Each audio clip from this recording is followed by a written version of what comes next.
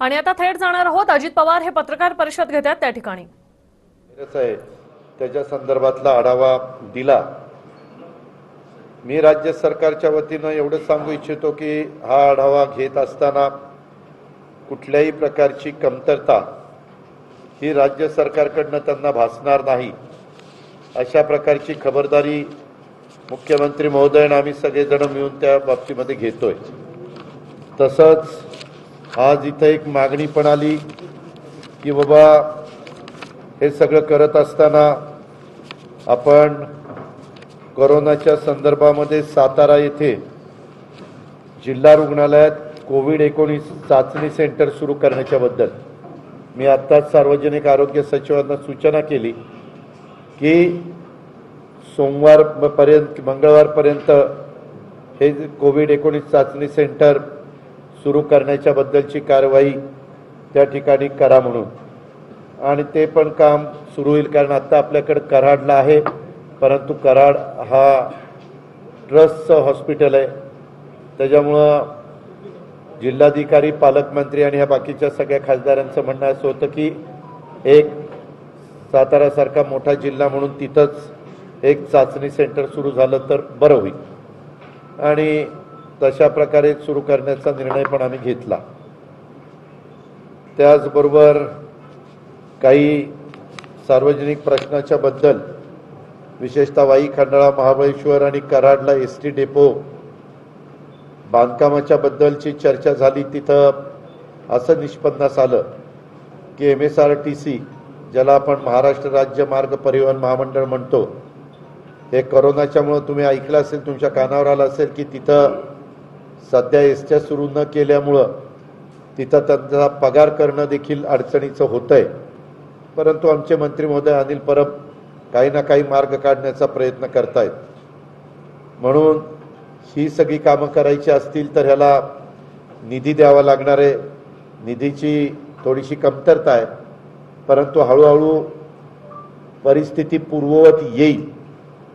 मध्ये जसं अजिबातच वाहनं इकडची तिकडे जायला बंदी होती, आता मात्र ट्रक सुरू झालेले आहेत, काही प्रमाणात रेल्वे सुरू झालेले आहेत, रेल्वे वॅगन म्हणजे माल वाहतूक करणाऱ्या रेल्वेची यंत्रणा ती सुरू झालेली आहे, विमानं काही प्रमाणात सुरू झालेली आहे, आणि हळूहळू केंद्र सरकार पण त्याच्यामध्ये बऱ्याच अटी शिथिल करण्याचा प्रयत्न करतंय।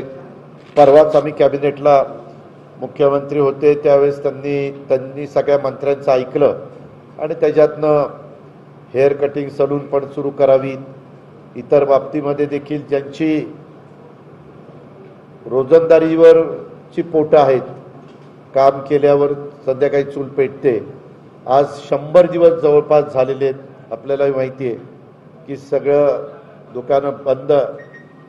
पहिले काही काळामध्ये आपण धान्य दिलं, मोफत धान्य दिलं, 2 रुपये किलो, 3 रुपये किलोनी धान्य दिलं, अजूनही धान्य देण्याची आपली तयारी आहे।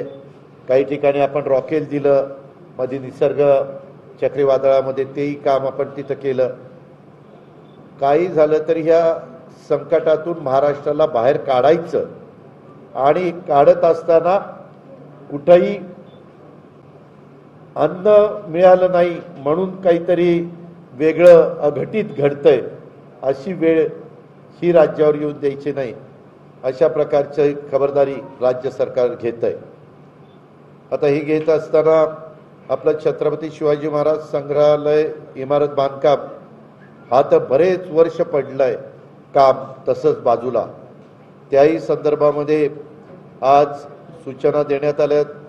पालकमंत्री पण म्हणाले मी वरचेवर मीटिंग घेतो, समजा राज्य सरकारच्या स्तरावरनं काही कमतरता असेल तर मी जिल्हाधिकाऱ्यांना सूचना केलेल्या आहेत की आम्ही ते सगळं काम तुमचं तिथलं करून देऊ। त्याच्यामध्ये PWD विभाग, त्याचबरोबर पुरातत्व विभाग, ह्या दोघांशी संबंधित जास्त करून काम आहे। पुरातत्व विभागाचे पण अधिकारी आले होते, पण आता पालकमंत्री आणि आमचे कलेक्टर पण एकदा पाहणी तिथली करतील, आणि ह्यामध्ये ते काम पुढं मार्गी कसं तातडीनं लागेल हे प्रयत्न आम्ही करतोय। यशवंतराव चव्हाण बहुउद्देशीय सभागृहाच्या करता पण 8-9 कोटी रुपयाची गरज आहे. बजेटमध्ये तरतूद केलेली आहे. त्याचाही प्लॅन चांगला करायला सांगितला आहे. आज एक प्लॅन दाखवला पण मला काही तो समाधानकारक वाटला नाही. म्हणून अजून 2 आर्किटेक्टकडनं ते वेगवेगळे प्लॅन घ्यायचे आणि त्याच्यात जो चांगला असेल 3मध्ये तो करायचा निर्णय आम्ही आजच्या बैठकीमध्ये घेतलेला आहे. मर्डे येथील मर्डेकर स्मारक हे तर 15-20 वर्ष पडलंय.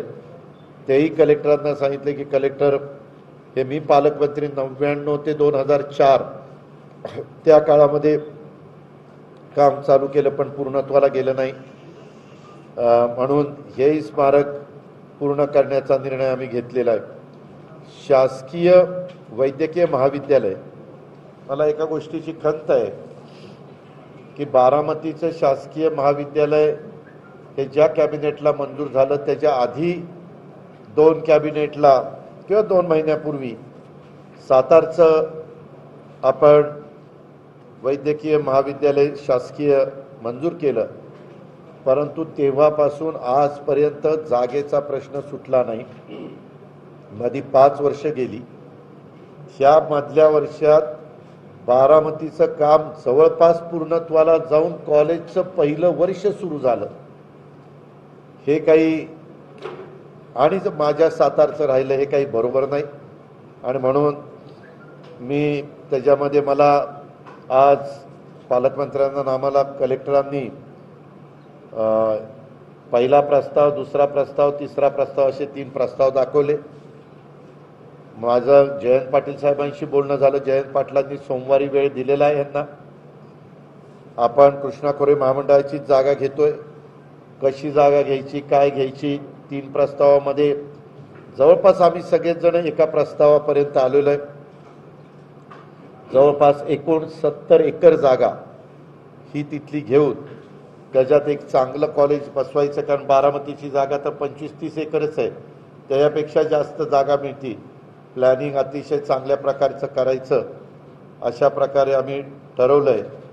जयंतरावनी एकदा ती जागा एक आहे, जलसंपदाने ती जागा घेत असताना आम्हाला आमच्या ज्या काही इमारती जात आहेत त्या पुन्हा बांधून द्याव्यात म्हणून 50-1 कोटी रुपयाचे त्यांचं प्रपोजल आहे. ते आम्ही मंत्रालयामध्ये बसून जलसंपदा, वित्त विभाग असं सगळं मिळून तो मार्ग काढू. पण आता ह्याचं काम सुरू करायचं आहे आणि त्याचा प्लॅन इस्टिमेट पण लवकर अतिशय उद्याची 50 वर्ष पूर्ण डोळ्यासमोर ठेवून करायची असं आम्ही ठरवलेलं आहे. आणि सोमवारी एकदा जयंत पाटलांनी ते जागेच्या बद्दलचं बघितलं. आज मी खासदारांनाही दाखवलं, आमदारांनाही दाखवलं, पालकमंत्र्यांनाही दाखवलं आणि त्याच्यामध्ये म्हणजे मोठं बेड तिथं उपलब्ध होतील अशा प्रकारचं पण आम्ही त्याच्यात प्रयत्न करतोय. जास्तीत जास्त कॉट्स कशा उपलब्ध होतील. कोरेगाव रोड हायवे ते इरिगेशन कॅनॉल्स ह्याचा सर्वे वगैरे त्या सगळ्या गोष्टी झाल्या. नवीन शासकीय विश्रामगृह त्याचा प्लॅन सगळा मंजूर झाला. त्याला सुरुवात करण्याच्या बद्दलच्या सूचना दिलेल्या आहेत. नवीन जिल्हा नियोजन समितीचा हॉल एक पालकमंत्र्यांना जिल्हाधिकाऱ्यांना करून हवा आहे. त्यांनी जागा सिलेक्शन केलेलं आहे. आम्ही म्हणलं प्लॅन आम्हाला दाखवा पुढच्या वेळेस आणि आपण त्यालाही मदत करू. जिल्हा शासकीय कार्यालयीन इमारत स्वच्छता. पत्रकार मित्रांनो, यंदाच्या अर्थसंकल्प सादर करत असताना मला एक गोष्ट लक्षात आली. गेले 30 वर्ष मी आमदार म्हणून महाराष्ट्रामध्ये काम करतोय. वेगवेगळ्या पदावर मी काम केलंय. त्यावेळेस शासकीय इमारती ज्या असतात, आम्ही इमारती बांधतो, सगळ्या काही गोष्टी करतो, परंतु नंतर मेंटेनन्सचा प्रश्न हा काही सोडवला जात नाही आणि मग अडचणी येतात. म्हणून आमदार निधी 3 कोटी करत असताना त्याच्यातली 10% रक्कम ही त्यांच्या विधानसभा मतदारसंघातील शासकीय कार्यालयाच्या इमारतीच्या रंगरंगोटी करता, मेंटेनन्स करता, स्वच्छतेच्या करता द्यायचा. आता दरवर्षी 30 लाख रुपये मिळाले म्हणजे 5 वर्षात 1.5 कोटी. पत्रकार मित्रांनो, 1.5 कोटी रक्कम कमी नाही आणि 1.5 कोटीमध्ये निश्चितपणे ह्याच्यातून ही कार्यालय चांगली राहू शकतील आणि जी लोक आमचे नागरिक येतात, अधिकारी लोकप्रतिनिधी बसतात, त्यावेळेस त्यांनाही कुठली अडचणी राहणार नाही म्हणून हा एक निर्णय आम्ही महत्त्वाचा घेतलेला आहे. त्याची पण आठवण मी पालकमंत्री आणि जिल्हाधिकाऱ्यांना करून दिली. त्याचबरोबर महाबळेश्वर आणि साताऱ्यामध्ये अनेक VVIP लोकांचं जाणं येणं असतं. चांगलं हेलिपॅड पाहिजे, प्रत्येक वेळेस नवीन हेलिपॅड करायचं आणि त्याचा खर्च करायचा, त्याच्याऐवजी पक्कच सिमेंट कॉन्क्रीटमध्ये बांधलेलं हेलिपॅड असलं की सोपं जातं. त्याही सूचना जिल्हाधिकाऱ्यांना दिल्यात. आणि काही ठिकाणी बायपासच्या बद्दल शशिकांत शिंदे यांनी लोकप्रतिनिधी यांना त्याने मागणी केली, त्याचाही प्लॅन इस्टिमेट करायला सांगितलेले. ते काम आपल्या रस्ते विकास महामंडळाकडे मोपलवारला पण सूचना केलेल्या आहेत किंवा त्याबद्दल तुम्ही पण कुठला बायपास योग्य ठरेल ते सांगा. तसंच आपण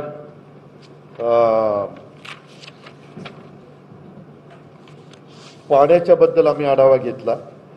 गेल्या वर्षी आजच्या तारखेला आपल्या कोयना, धोम, बलकवडी, कणेर, उरमोडी, तारळी ह्या सगळ्या धरणांची परिस्थिती ही आजच्या तारखेला 28% पाणी होतं, पाणी साठा. आज तो 36% आहे. गेल्या वर्षीपेक्षा समाधानकारक परिस्थिती आहे.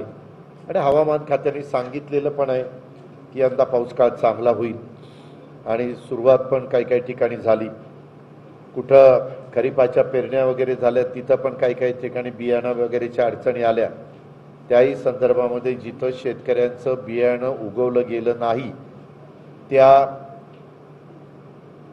कंपन्यांच्यावर, बी उत्पादक कंपन्यांच्यावर पण कार्यवाही करण्याच्या बद्दल राज्य सरकारच्या स्तरावर निर्णय घेतला गेला आणि जिल्हाधिकाऱ्यांना पण सांगितलं की बाबा त्याच्या पुढच्या लगेच फेरपेरणीला त्यांना बियाणं उपलब्ध झालं पाहिजे आणि त्यांचं जे नुकसान झालं ते नुकसान भरपाई बियाणे कंपन्यांनी दिली पाहिजे.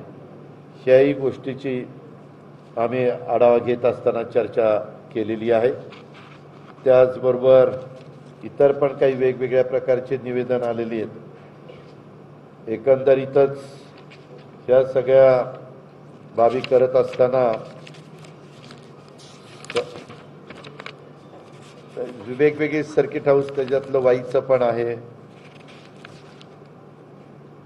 एक फॉरेस्टचा प्रश्न पुढे आला की बाबा काही ठिकाणी रस्ते पूर्वी फॉरेस्टमधनं जात होते, परंतु आता तिथं नवीन रस्ते करण्याच्या करता अडचणी येत आहेत. तर पूर्वी जसे DFOला अधिकार होते त्या प्रकारे अधिकार द्यावेत. नवीन रस्ते नाही, पूर्वीचेच रस्ते बरेच वर्ष त्याचं झालेले असल्यामुळं नादुरुस्त झालेले ते तेवढ्याच रुंदीचे दुरुस्त करायचे. अशा प्रकारे तो राज्यस्तरावरचा विषय आहे. काही विषय इथल्या इथं निर्णय मी पालकमंत्री घेऊ शकत होतो ते आम्ही इथंच सूचना दिल्या आणि काही निर्णय मात्र राज्यस्तरावरचे आहेत. उदाहरणार्थ आपल्या इथलं मेडिकल कॉलेज सुरू करता येईल का, आहे त्या आपल्या हॉस्पिटलमध्ये इकडच्या काही हॉस्टेल वगैरे वापरून. काही ठिकाणी महाराष्ट्रामध्ये पाठीमागच्या काळामध्ये तशा प्रकारचे सुरू झालेलं आहे. तर डीन, पालकमंत्री आणि संबंधित खात्याचे सचिव म्हणजे मुखर्जी आणि व्यास अशा सगळ्यांना बोलून आम्ही गुरुवारी 10 वाजता मीटिंग लावायचा निर्णय मुंबईमध्ये घेतलेला आहे. मी आपल्या जिल्ह्यात आमचे खासदार साहेब, आमदार साहेबांना पण त्या मीटिंगला निमंत्रित केलेलं आहे. ह्या पद्धतीनं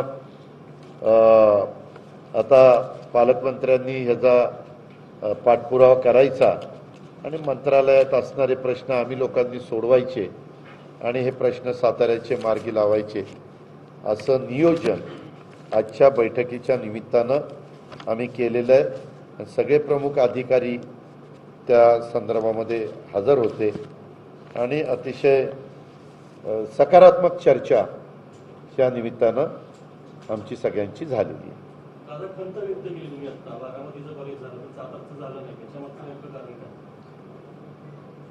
पाठीमागच्या 5 वर्षांमध्ये माझ्या माहितीप्रमाणे जिल्ह्याचा पालकमंत्री असला ना, जिल्ह्यामध्ये प्रतिनिधित्व करणारा, तर तो जास्त आपलेपणाने आपल्या जिल्ह्यातले प्रश्न सोडवण्याच्या करता प्रयत्न करत असतात. मागं थोडंसं नाही म्हटलं तरी कोल्हापूर, सातारा, सांगली, सोलापूर, पुणे या पश्चिम महाराष्ट्रावर थोडा अन्याय झाला, पण झाला ते झाला. आता ते उकरत काढण्यापेक्षा पुन्हा कसं आम्ही लोक महाराष्ट्रात उद्धव ठाकरेजींच्या नेतृत्वाखाली काम करत असताना महाविकास आघाडीच्या मार्फत कुठल्याही विभागावर अन्याय होणार नाही आणि प्रत्येकाचीच कामं त्या बाबतीमध्ये सुरू राहतील. आर्थिक परिस्थिती लक्षामध्ये घेऊन आता तुम्ही निसर्ग चक्रीवादळ बघितलं असेल तर त्याही काळात NDRFचे जे नॉर्म्स होते NDRFचे त्याच्या 2.5 पट रक्कम तिथल्या नागरिकांना, जे बाधित लोक होते त्यांना देण्याचा प्रयत्न ह्या सरकारने केलेला आहे. कारण आम्ही सरकारमध्ये काम करणारे अनेक जण, मग तिकडं हसन मुश्रीफ असतील, सतेज पाटील, इकडं जयंत पाटील, बाळासाहेब पाटील, मी, दिलीप वळसे पाटील, दत्ता भरणे, असे पलीकड बाळासाहेब थोरात, प्राजक्त तनपुरे, सगळेच जण, मग भुजबळ साहेब घ्या, अनिल देशमुख घ्या, अशोकराव चव्हाण, राजेश टोपे, धनंजय मुंडे, ते सगळे मान्यवर घ्या. सगळ्यांनाच महाराष्ट्रातल्या अनेक प्रश्नाची माहिती आहे. फील्डवर काम केलेलं आहे, ग्रामीण भागाची जाण आहे. काहींनी मुख्यमंत्री म्हणून काम केलेलं आहे, काही सिनियर मंत्री म्हणून बरेच वर्ष मंत्रिमंडळामध्ये काम करतायत. त्याच्यामुळं ही 3 महिने कोरोनाच्यामुळं. तर अजित पवार यांची पत्रकार परिषद आणि सातारकरांसाठी अजितदादांचं गिफ्ट. आता साताऱ्यातच कोरोना चाचणी होणार आहे. साताऱ्याच्या जिल्हा रुग्णालयामध्ये कोरोनाच्या चाचण्या केल्या जाणार आहेत. सातारकरांसाठी अजित पवारांनी दिलेलं हे गिफ्ट असंच म्हणावं लागेल, कारण आता त्या ठिकाणच्या कोरोना बाधितांच्या ज्या चाचण्या आहेत त्याचा वेग सुद्धा वाढेल, रिपोर्ट पटापट मिळण्यास मदत होईल. जिल्हा रुग्णालयात साताऱ्यामध्ये आता तिथल्या रुग्णांच्या चाचण्या होणार आहेत. जिल्हा रुग्णालयामध्ये साताऱ्याच्या चाचण्या होतील आणि तिथे रिपोर्ट सुद्धा पटापट मिळणं शक्य होईल. कोरोनाच्या संदर्भामध्ये सातारा येथे जिल्हा रुग्णालयात कोविड-19 चाचणी सेंटर सुरू करण्याच्या बद्दल मी आत्ताच सार्वजनिक आरोग्य सचिवांना सूचना केली की सोमवारपर्यंत, मंगळवारपर्यंत हे कोविड-19 चाचणी सेंटर सुरू करण्याच्या बद्दलची कारवाई त्या ठिकाणी करा म्हणून. सातारासारखा मोठा जिल्हा म्हणून तिथंच एक चाचणी सेंटर सुरू झालं तर बरं होईल आणि तशा प्रकारे सुरू करण्याचा निर्णय पण आम्ही घेतला.